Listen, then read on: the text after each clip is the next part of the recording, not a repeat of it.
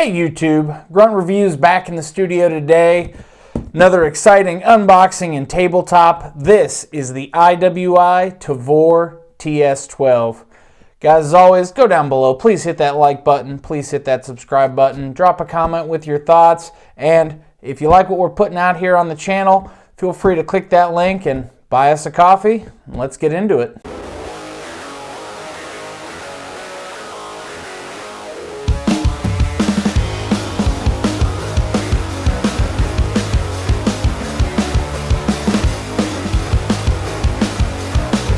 Alright, so before we jump into this did show up Saturday. Of course, full disclosure, we are self-funded here. I did order this through the IWI military and police program.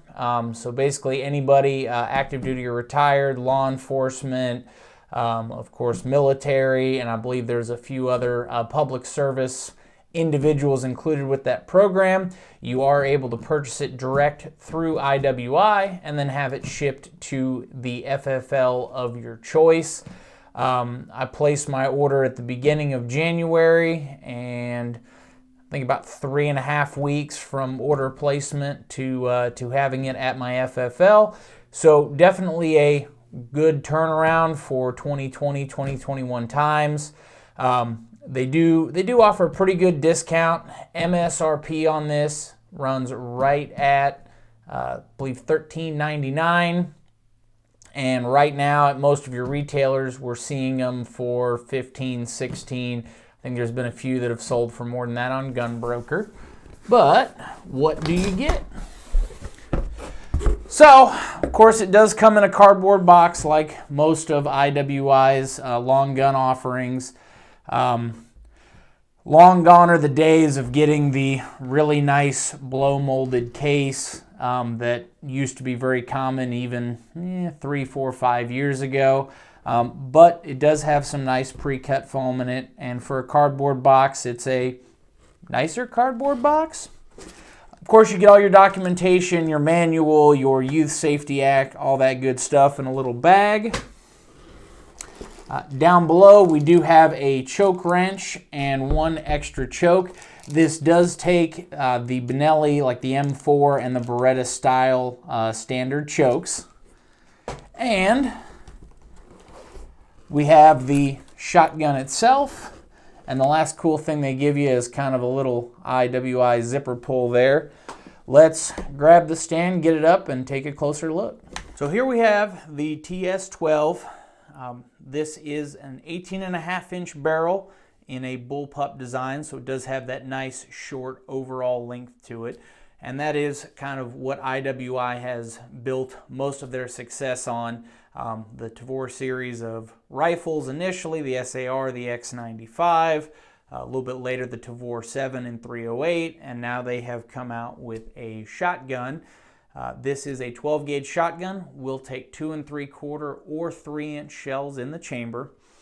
It is ambidextrous with a caveat.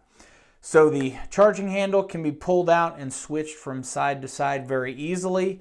It also, that charging handle, when you pull it out, also works to move the gas system selector lever from low power shells to high power shells.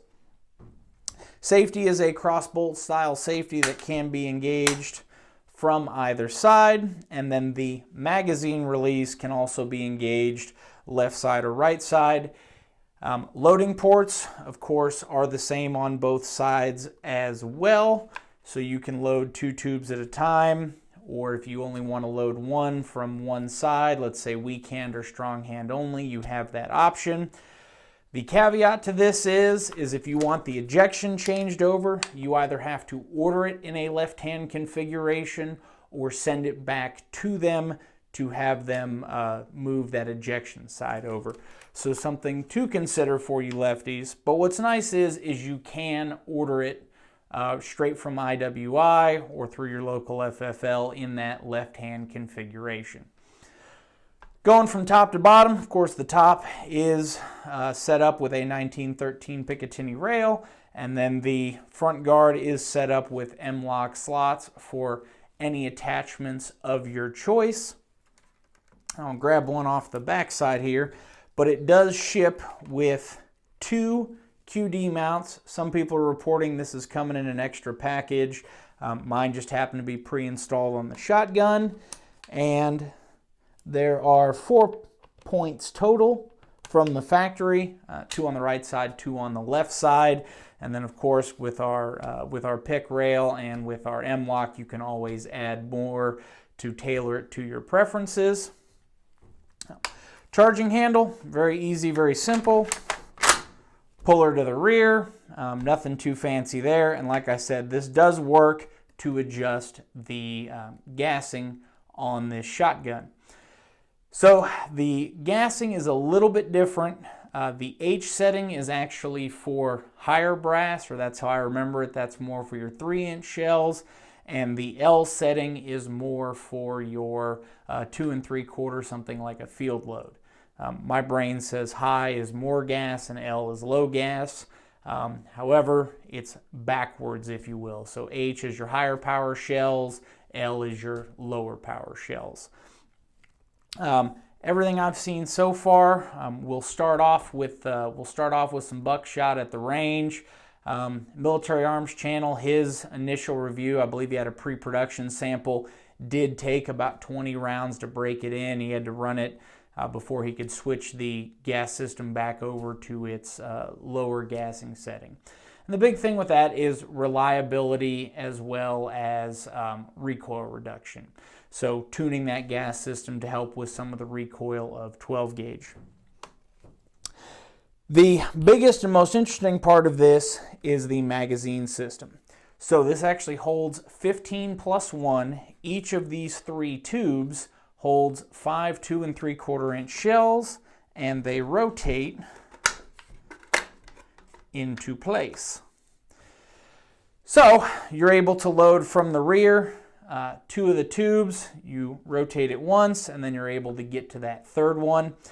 What's really, really cool about this is after you've fired your first 5 rounds, bolt holds open, you press forward on the release, you rotate your magazine tube, and as soon as it finds its way home, the shell automatically drops in and the bolt rolls itself home. So very well thought out, very easy to use. Couple of small complaints or things that could be improved. We'll try to get close up on this. So this is the magazine or the rotation lock, if you will. It's got a decent amount of play before it opens up. And the problem is if you're just trying to mash this with your index finger, it doesn't like to always do it right away. You really have to mash her in there. Yep, there we go again. So would have been nice to take some of this play out, as you can see this before the actual release moves. It would be nice if they took some of this play out and made this preferably not plastic, something like a billet. I'm sure the aftermarket will come out with something, but you really do have to mash your finger to get that to release. I believe they put that play in there as a safety so that you don't accidentally get a hand in the trigger guard and disengage that lock, but something to think about. The other very well thought out feature is it actually has an unloader here. So when you press this button, there is one on both sides. It will unload the shell, and this nice little stop pops up here. And as long as your hand's in the way, it'll actually stop the shell. So if you're shooting, let's say, buckshot, and you wanted to load a slug, you're able to pull one shell out, put your slug in there, and then rotate that into place. Does have a Benelli style, I'm going to call it, bolt release, just kind of a dot on there. And then does have a shell catch as well, a separate manual release for that. Overall, ergonomics, fit and feel, it is a little bit weird the first time you hold it. You're not totally sure where to put your hand. I think IWI realized that everybody is going to grab it by the magazine tube, and they did put some real nice texturing on here so you can get a good grip, either barehanded or with gloves. Once you get the once you get the lock engaged, does rotate very freely and very easily. Moves pretty smooth for plastic on plastic. Safety, no major issues there, functions just as it should. And the overall action feels quality and very smooth. Not a ton of grit from the factory. Let's go ahead and pull out our trigger gauge here. And this is, of course, our Lyman Digital. And let's take a look at the trigger. All right.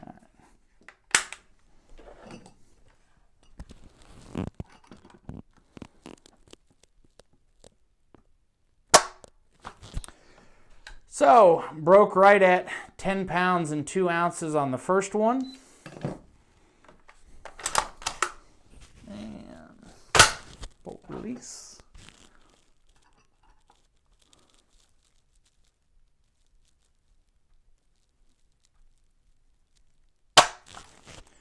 All right, that one was a little higher, 10 pounds, 11.5 ounces.